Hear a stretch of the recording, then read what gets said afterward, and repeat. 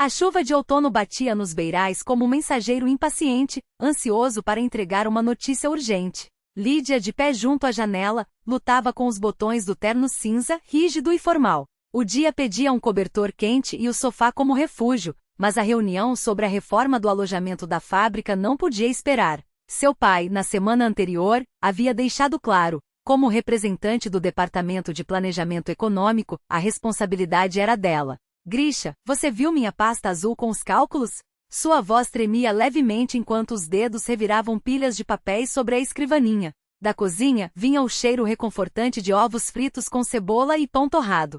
Grigori, alto e com postura militar, apareceu na porta com uma toalha jogada sobre o ombro. Lida, você mesma guardou no portfólio ontem, apontou para a pasta marrom escura encostada na entrada. Primeiro o café da manhã. Até os revolucionários comiam antes de assaltar palácios. Na brincadeira, ela captou algo frágil, como uma folha de outono prestes a se soltar do galho. Nas últimas semanas, Grigori andava distraído, calando-se no meio das frases. Lídia sentia que algo consumia por dentro, mas suas tentativas de entender esbarravam em seu silêncio teimoso. Não tenho tempo, Grisha, já estou atrasada, respondeu, pegando a pasta, dando-lhe um beijo rápido na face e saindo apressada. Enquanto descia as escadas largas do prédio stalinista, revisava mentalmente os argumentos para defender o novo orçamento. A calçada, espelhada nas poças, refletia o céu cinzento. O ar de novembro, úmido e cortante, trazia o frio penetrante do rio. Ao abrir o guarda-chuva, seus olhos caíram no quadro de avisos da entrada.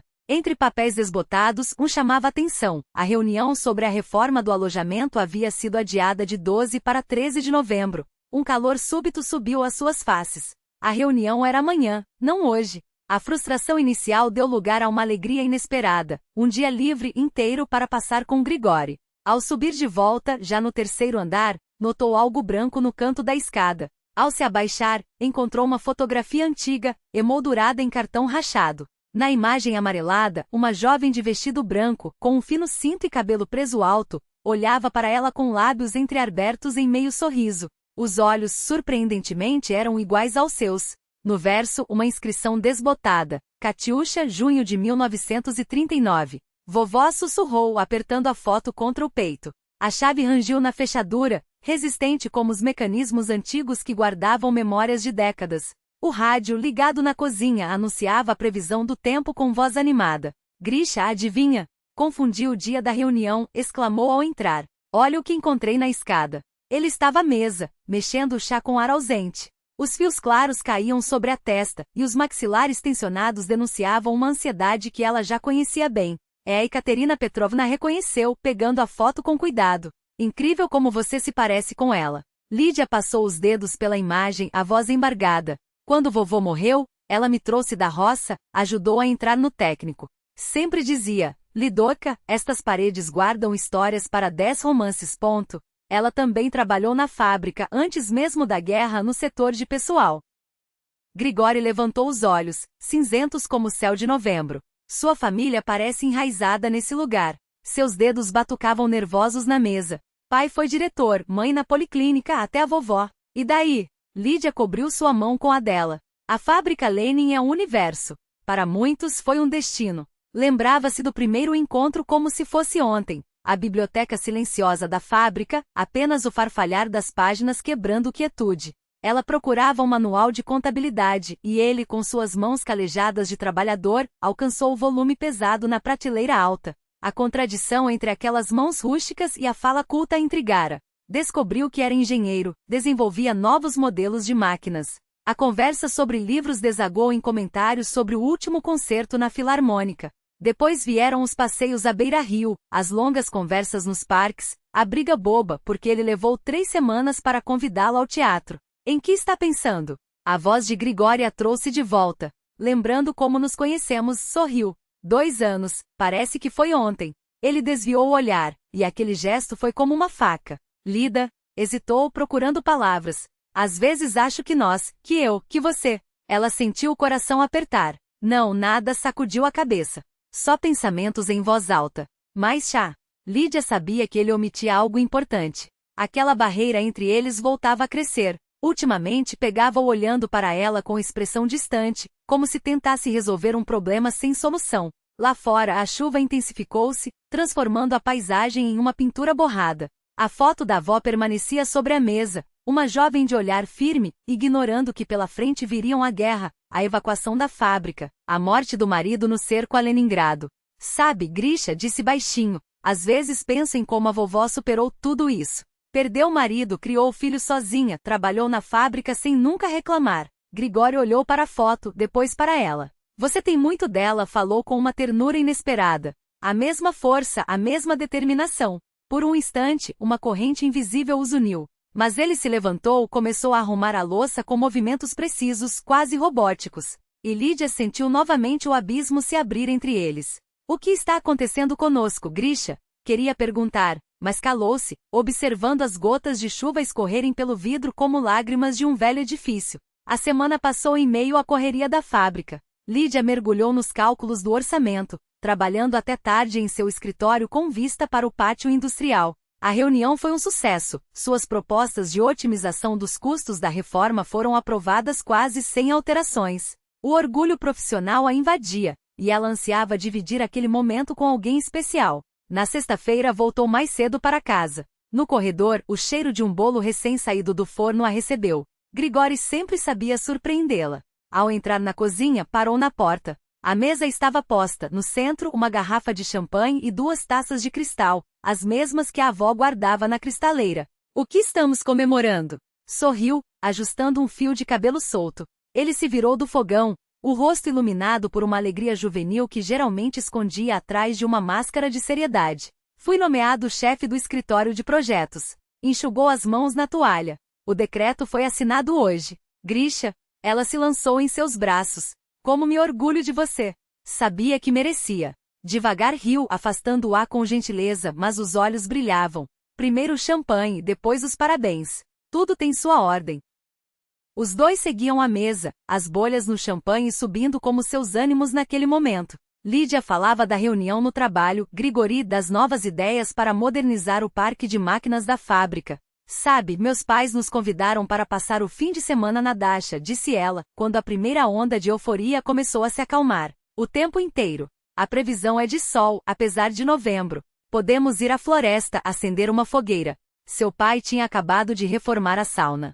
Ela notou como o rosto de Grigori se transformou, como se uma sombra tivesse cruzado um campo ensolarado. Não posso, Lida balançou a cabeça, desviando o olhar. Tenho muito trabalho com o novo cargo. Preciso me preparar. Vai se preparar na segunda-feira, cobriu sua mão com a dela. Grisha, o que está acontecendo? É justamente a ocasião para comemorar sua promoção. Meus pais vão ficar felizes. Já disse, não posso.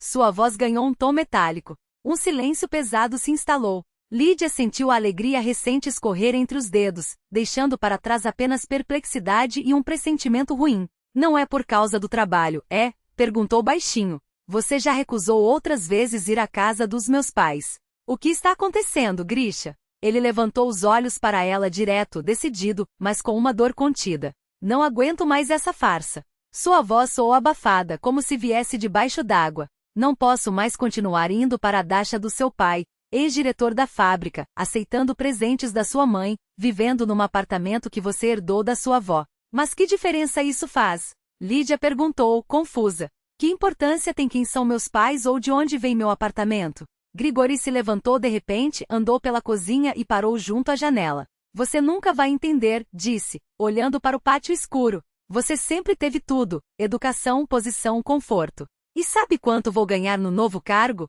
Metade do que você ganha agora. Que diferença isso faz? Ela exclamou. Grisha, nós nos amamos. Que importância tem o dinheiro? Ele se virou. Seus olhos arderam. Para você nenhuma, porque você nunca soube o que é precisar de algo. E para mim, é questão de dignidade. Meu avô trabalhou a vida inteira naquela fábrica. Criou 6 filhos e nunca permitiu que minha avó ganhasse mais do que ele. Mas isso é coisa do passado. Lídia se levantou, cerrando os punhos. Hoje é outra época, outros valores. Não para mim, cortou Grigori. Minha mãe me criou sozinha depois que meu pai morreu. Sabe como era vê-la voltar de 2 empregos, exausta? Jurei a mim mesmo que minha esposa nunca passaria por isso. Ela balançou a cabeça, sentindo um frio se espalhar por dentro. Mas eu não passo por isso, Grisha. Eu amo meu trabalho. E amo você. As últimas palavras saíram quase como um pedido. Eu também te amo, sua voz amoleceu, mas isso não muda os fatos. Não posso te dar o que você está acostumada e me sinto menos do que você ao seu lado. Isso é absurdo. Lídia sentiu as lágrimas na voz. Eu nunca te dei motivo para pensar assim. Não é você. É eu. São meus princípios. Ele se aproximou tocando-lhe o ombro com cuidado.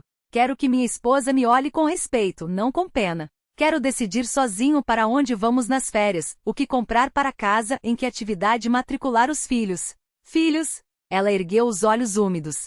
Você pensou nos nossos filhos? Uma sombra de dor cruzou seu rosto. Justamente por isso tomei minha decisão. Ele deu um passo para trás.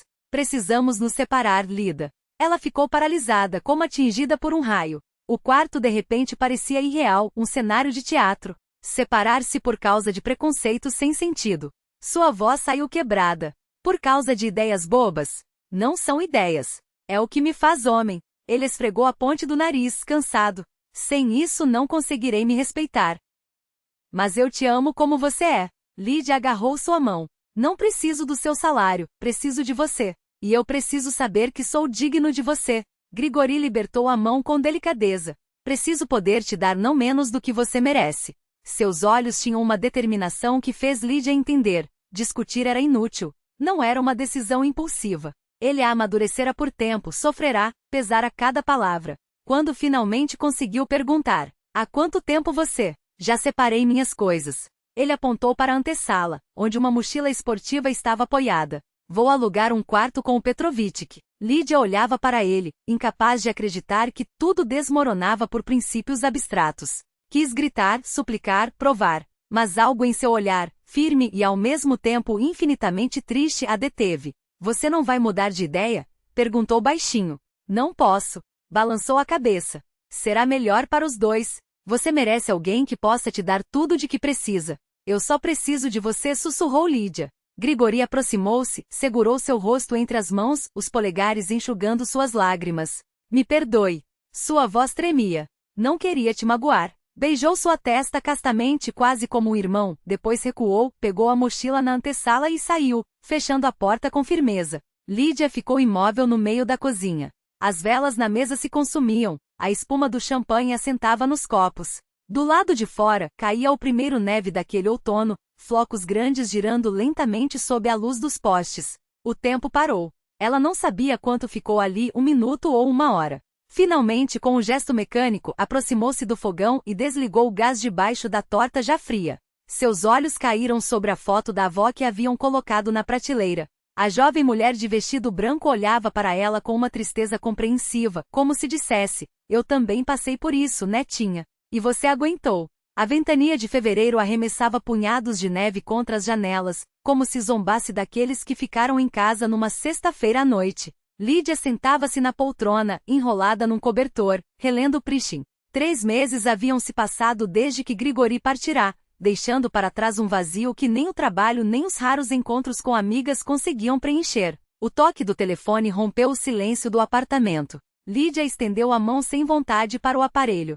Lídia, sai dessa toca. A voz de Marinka soava alegre. Eu e Nataka vamos hoje ao Centro Cultural ver o show de talentos. Não aceito um não. Não quero ir a lugar nenhum, suspirou Lídia. Está nevando tanto. Justamente por isso temos que ir. A amiga não cedia.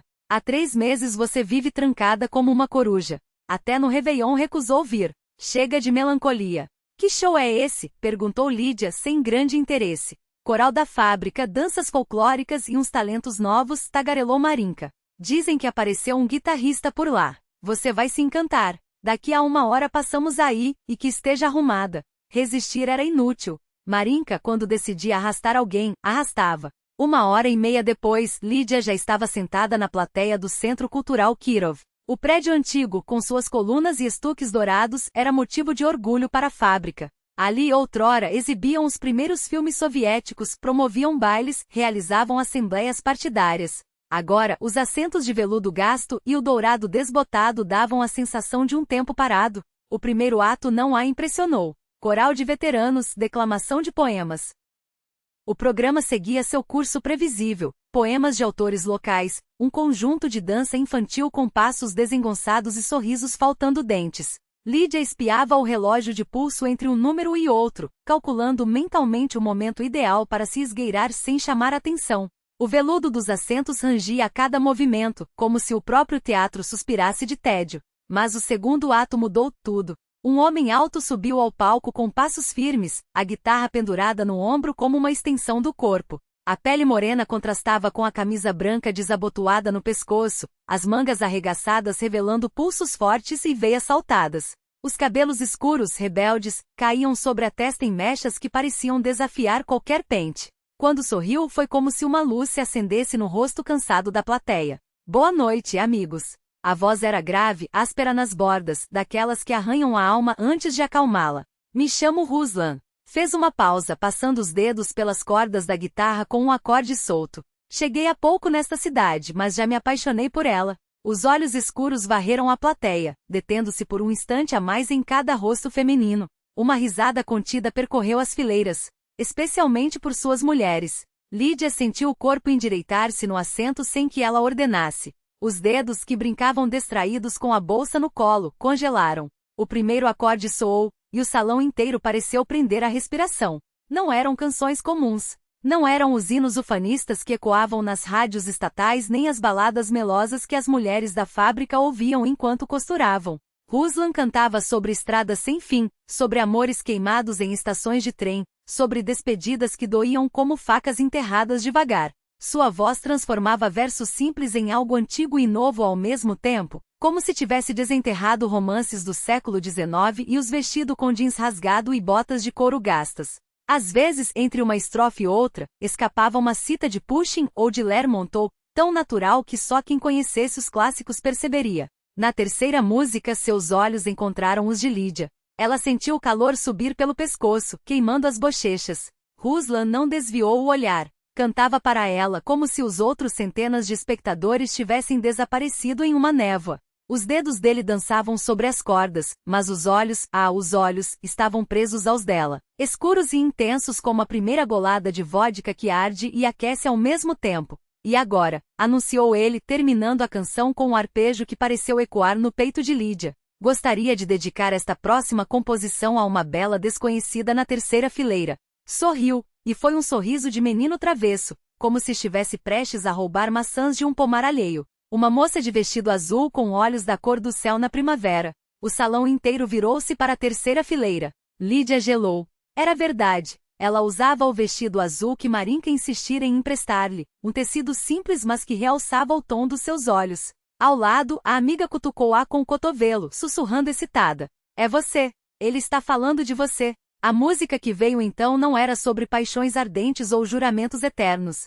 Era sobre encontros fugazes que mudam tudo, sobre como o destino, às vezes, joga uma moeda no ar para aqueles que já haviam parado de acreditar em milagres. A voz de Ruslan envolveu Lídia como um casaco em uma noite fria. Ela ouvia imóvel, com medo de que o menor movimento quebrasse aquele encanto frágil, aquela coisa intangível que nascia entre as notas da guitarra e o tremor em suas próprias mãos. Quando o último acorde se apagou, o aplauso foi longo. Mas Ruslan não se apressou em sair do palco. Seus olhos ainda buscavam os dela, como se dissessem, espere por mim. Marinka não precisou insistir muito. Assim que as luzes se acenderam, arrastou Lídia pelos corredores laterais, rumo aos bastidores. Você precisa conhecê-lo, exclamou, os olhos brilhando. Um talento desses não aparece todos os dias. Ele estava ali, conversando com um homem mais velho de terno puído, mas ao vê-las aproximarem-se, despediu-se com um gesto rápido e veio ao encontro delas. Eu sabia que você viria, disse, e era só para Lídia que ele olhava. Ruslan Lukyanov estendeu a mão, mas não era um cumprimento formal, era um convite. E você? Lídia Krasnikova. Sua própria voz soou estranha aos seus ouvidos, calma demais para o turbilhão que lhe agitava o peito. Lídia, repetiu ele como se provasse um vinho raro. Um nome lindo para uma mulher linda. Sorriu, e dessa vez foi um sorriso aberto, sem artifícios. Sabe, quando a vi na plateia, esqueci metade da letra da música. Ainda bem que a guitarra lembrava os acordes. Ela queria responder algo sensato, algo que soasse elegante e distante, como uma mulher de sua posição deveria fazer. Mas em vez disso riu. Um riso verdadeiro daqueles que nascem no ventre e sobem sem permissão, quebrando meses de contenção.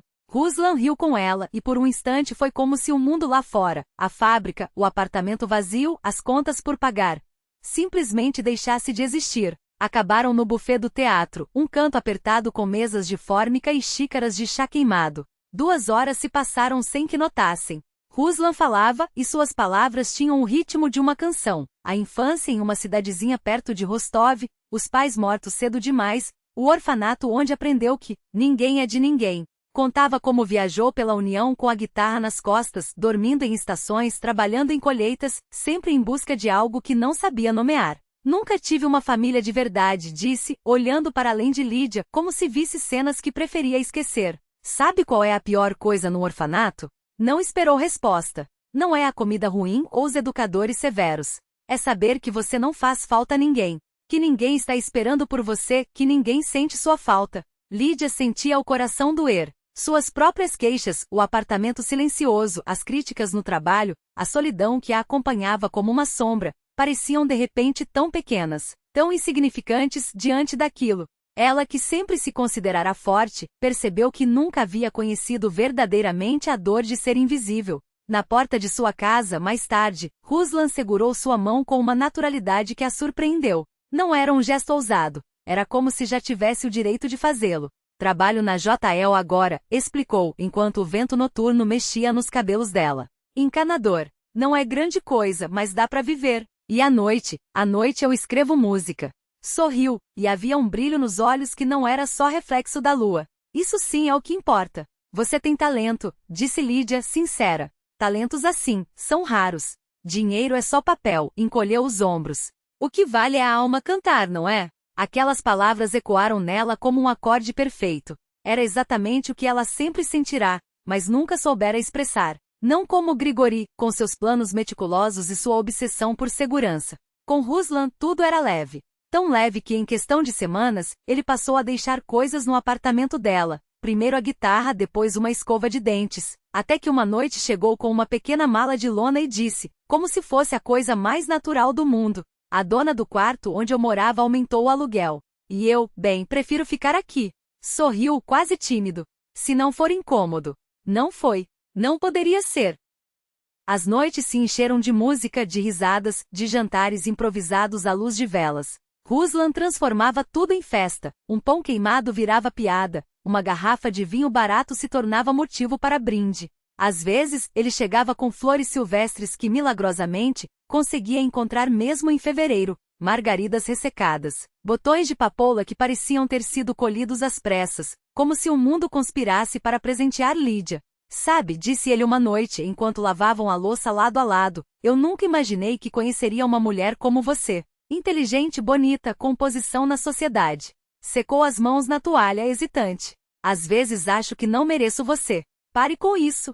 Ela acariciou sua face, sentindo a barba por fazer arranhar sua palma. Para mim, isso importa.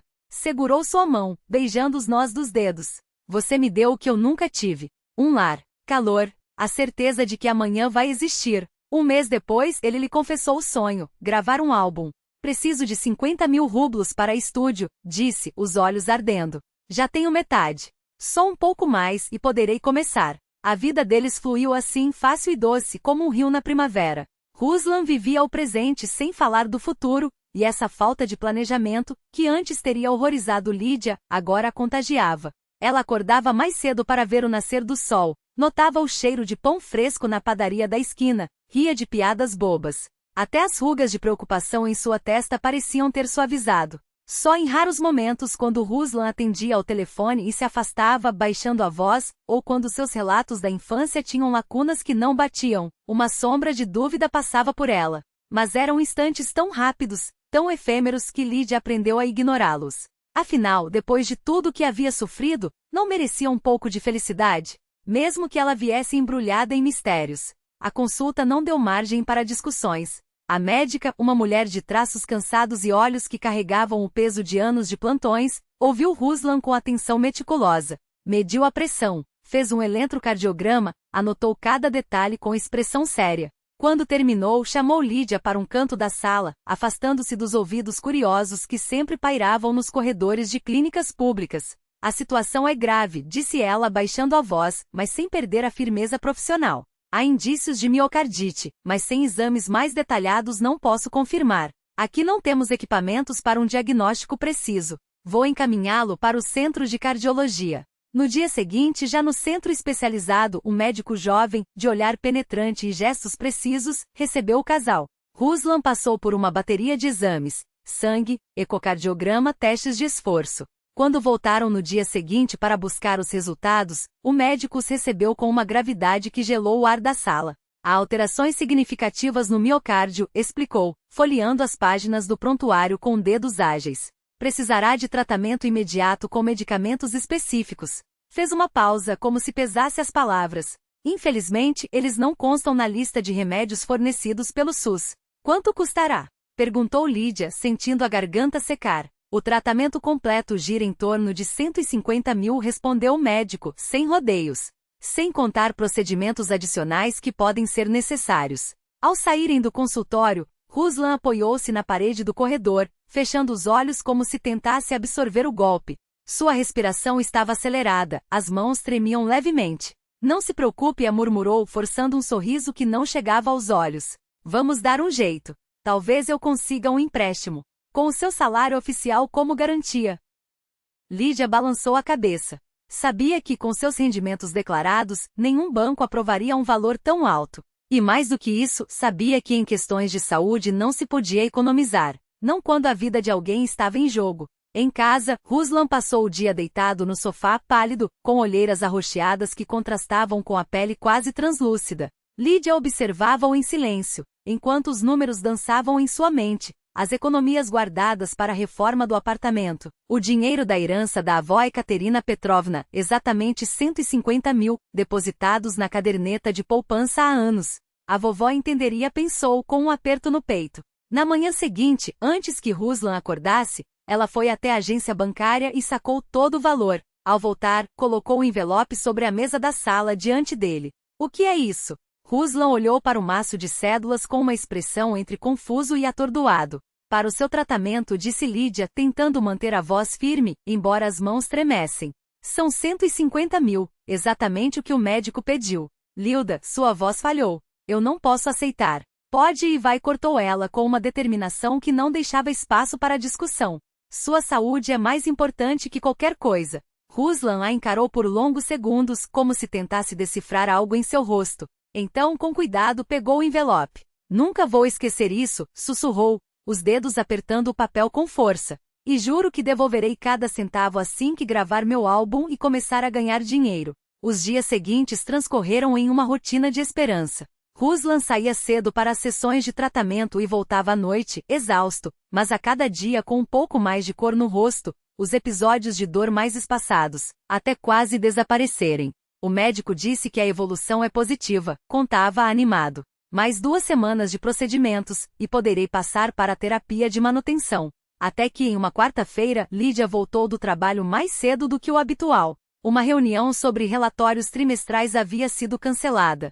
No prédio, esbarrou em Nina Vassilievna, a vizinha tagarela do primeiro andar, que a interceptou com seu jeito invasivo. Seu moço hoje estava bem alterado, comentou a mulher, cruzando os braços. Andava em círculos pelo pátio, falando alto ao telefone, todo nervoso. Lídia assentiu distraidamente, tentando se livrar da conversa o mais rápido possível. Mas, ao subir para seu andar, ouviu a voz de Ruslan. Ele estava na escadaria, entre os lances, falando ao celular sem perceber sua presença. Não se preocupe, tá tudo sob controle, dizia em tom baixo, quase conspiratório.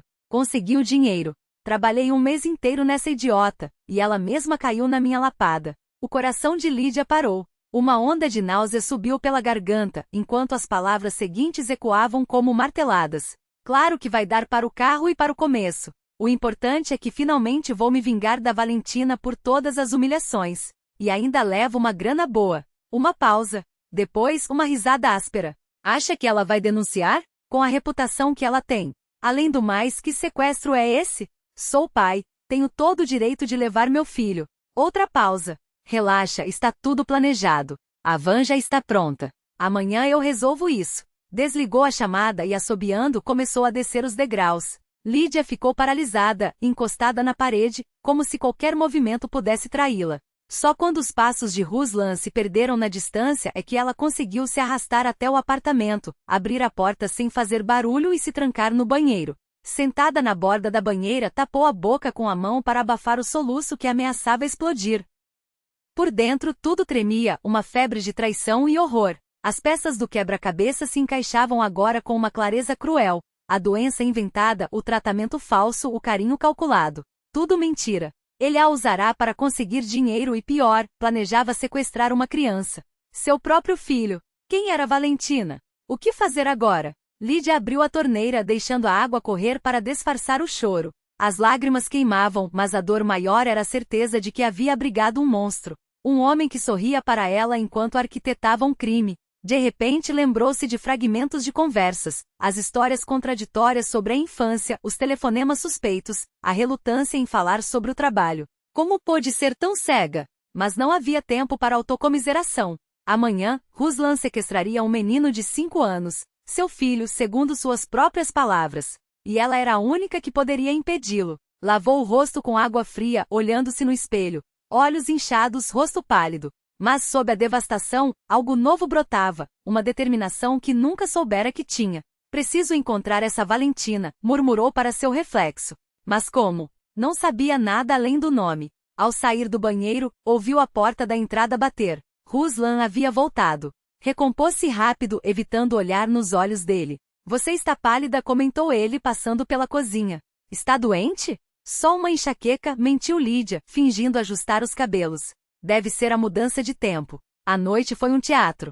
Sorrisos forçados, jantar preparado com mãos que tremiam, conversas banais enquanto a mente fervilhava. Só quando Ruslan adormeceu é que ela se levantou, pisando com cuidado para não fazer barulho, e foi até a entrada, onde sua jaqueta estava jogada sobre uma cadeira. No bolso lateral, encontrou uma carteira gasto. Entre recibos e moedas, uma cartão de visita. Salão de beleza Neva, com o nome Valentina Jukova, proprietária impressa em letras elegantes. Lídia segurou o papel como se fosse uma prova de redenção. Agora tinha um rastro. Amanhã, antes que Ruslan acordasse, ela encontraria aquele salão. Salvaria um garoto que não conhecia das garras do homem que pensara amar. De volta ao quarto, observou Ruslan dormir. O rosto bonito, os lábios entreabertos, a máscara de inocência que agora lhe parecia grotesca. Como uma aparência tão serena podia esconder tamanha podridão? Amanhã é mais sábia que a noite, costumava dizer a avó Ekaterina. Mas aquela noite prometia ser interminável. Ao se aproximar do balcão, Lídia notou o olhar atento da recepcionista, uma jovem de traços delicados, que parecia ter pouco mais de 20 anos. Os dedos dela tremiam levemente ao segurar a caneta. Valentina Olegovna está com um cliente no momento, disse a moça, a voz quase um sussurro. Se quiser esperar. E baixou ainda mais o tom. É sobre o filho dela, não é? Lídia assentiu, sem palavras. A jovem estremeceu, os olhos arregalados em um misto de medo e compreensão. Não era a primeira vez que algo assim acontecia. Espere aqui, pediu, levantando-se tão rápido que a cadeira rangeu. Desapareceu por uma porta nos fundos do salão, deixando para trás um silêncio pesado. Minutos depois, uma mulher alta, de postura ereta e cabelos curtos castanhos, surgiu no corredor. Seus olhos, atentos e desconfiados, examinaram Lídia da cabeça aos pés antes que ela se apresentasse. Sou Valentina. A voz era firme, mas havia uma tensão quase palpável em seus gestos. Você queria me ver? Melhor conversarmos fora, sugeriu Lídia, indicando a saída com um movimento discreto de cabeça. O que tenho a dizer não é para estranhos. Elas se acomodaram em um pequeno parque em frente ao salão, onde a chuva havia parado, mas as folhas das tilhas ainda gotejavam. Valentina estendeu um jornal sobre o banco úmido antes de sentar, mantendo distância, como se precisasse avaliar cada palavra antes de aceitá-la. Ruslan planeja sequestrar seu filho. Lídia foi direta, sem rodeios. Hoje mesmo. Não houve gritos nem lágrimas. O rosto de Valentina tornou-se uma máscara de pedra, apenas os dedos, brancos de tão apertados, traíram o tumulto interno ao esmagarem a bolsa no colo. Quem é você? Perguntou a voz tão baixa que Lídia precisou se inclinar para ouvir. Meu nome é Lídia. Estive com Ruslan nos últimos 3 meses. E então, sem pausas, contou tudo. O encontro acidental no café, a doença inventada, o dinheiro entregue para um tratamento que nunca existiu, a conversa telefônica ouvida por acaso. Valentina escutava em silêncio, imóvel, como se cada palavra fosse uma faca que já conhecia, mas que ainda assim doía ao ser cravada de novo. Quando Lídia terminou, Valentina demorou antes de falar, os olhos fixos em um ponto distante entre as árvores. Por que veio até mim? Poderia simplesmente ter ido embora. Afinal, não é seu filho. Porque é sobre uma criança, respondeu Lídia como se fosse a coisa mais óbvia do mundo. Valentina a observou por um longo momento, como se buscasse uma mentira nos seus olhos. Então assentiu uma vez, decisiva. 6 anos atrás começou a voz surpreendentemente calma, como se falasse de outra pessoa. Eu era uma tola recém-saída da adolescência, que havia herdado este salão de uma tia. Ruslan apareceu como um príncipe de contos de farias, bonito, charmoso, com uma guitarra e histórias de sonhos na música. Disse que era estudante de conservatório. Ela riu, um som seco, sem alegria. Caí de cabeça. Quando descobri que estava grávida, ele sumiu. Depois voltou pouco antes do parto, jurando que havia refletido que me amava. Até foi ao cartório registrar o menino como filho. Uma semana depois, desapareceu de novo, desta vez levando todo o dinheiro que eu havia juntado para o enxoval de Miron. Lídia reconheceu cada etapa daquela história como se fosse um espelho do seu próprio passado. O encanto, a traição, o vazio deixado para trás. 2 anos atrás, ele voltou, continuou Valentina. Começou a visitar Miron, fingindo ser um pai preocupado. Depois passou a exigir dinheiro, ameaçando tirar a guarda do meu filho, dizendo que tinha direitos. Eu pagava para que nos deixasse em paz. Mas pelo jeito não foi suficiente. O que vamos fazer? Perguntou Lídia, sentindo o peso da urgência no ar. Valentina respirou fundo, os ombros se endireitando como se carregasse uma decisão há muito adiada. Meus pais têm uma casa no interior, a 100 quilômetros daqui. Vou buscar Miron na creche e levo ele para lá por alguns dias.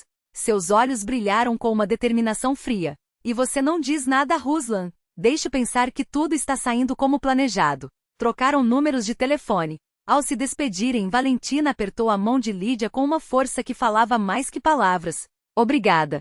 Nem todos teriam coragem para isso. Sorriu, triste. Ele também quebrou meu coração, sabe?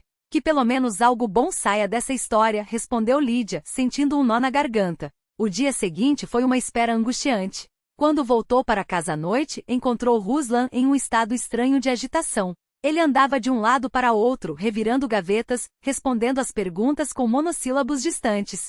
Preciso viajar uns dias, anunciou de repente, enfiando roupas em uma mochila. Um amigo antigo pediu ajuda. Aconteceu algo? Perguntou Lídia, fingindo inocência. Não, só coisas para resolver. Evitou olhá-la nos olhos, as mãos trêmulas ao fechar o zíper. Não demoro. Não sinta minha falta.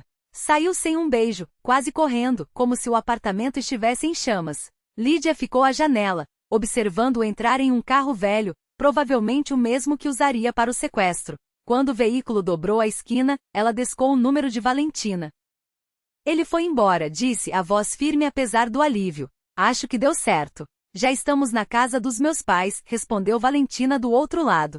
Miron acha que é uma visita à vovó. Uma pausa. Obrigada. Mais uma vez. Ruslan não voltou no dia seguinte nem na semana seguinte. Suas coisas sumiram do armário, deve tê-las levado quando Lídia estava no trabalho. Só restou abandonado na janela, um pedaço de corda de guitarra, como um silêncio eloquente sobre um amor que nunca foi real. Não houve lágrimas, apenas um vazio estranho, uma amargura leve. O homem que ela deixará entrar em sua vida revelara-se um fantasma, uma ilusão. O verdadeiro Ruslan havia partido sem jamais se mostrar. 2 semanas depois, o telefone tocou. Era Valentina. Voltamos, disse a voz mais leve. Ninguém viu Ruslan por aqui. Dizem que foi para outra cidade. Hesitou. Que tal tomar um chá conosco? Assim, sem planejar, Lídia ganhou novos amigos. Valentina, com sua força quieta, e Miron, um menino loiro de olhos curiosos que adorava construir torres de blocos. Elas se encontravam aos finais de semana, assavam bolos, passeavam no parque e riam de filmes infantis. A dor, pouco a pouco, perdia a intensidade. A vida teimosamente seguia em frente. Às vezes a vida nos prega peças com fundo falso, disse Lídia, sorrindo enquanto olhava para o céu. O que parece uma perda, na verdade, pode ser o caminho para uma felicidade verdadeira. Do lado de fora a primavera explodia em cores, como se a natureza mesma quisesse lembrá-la de que tudo renasce. As flores desabrochavam lentas, o ar cheirava a terra molhada, e o sol, mais generoso, prometia dias melhores. Era uma nova chance, uma vida onde não haveria espaço para mentiras, mas sim para confiança, para risos sinceros, para o calor de quem realmente importa. E assim, entre xícaras de chá, histórias compartilhadas e as mãos pequenas de Miron segurando as suas, Lídia entrou na primavera com o coração mais leve. Não porque o passado tivesse desaparecido, mas porque ela finalmente entenderá que algumas portas se fecham para que outras, muito mais brilhantes, possam se abrir.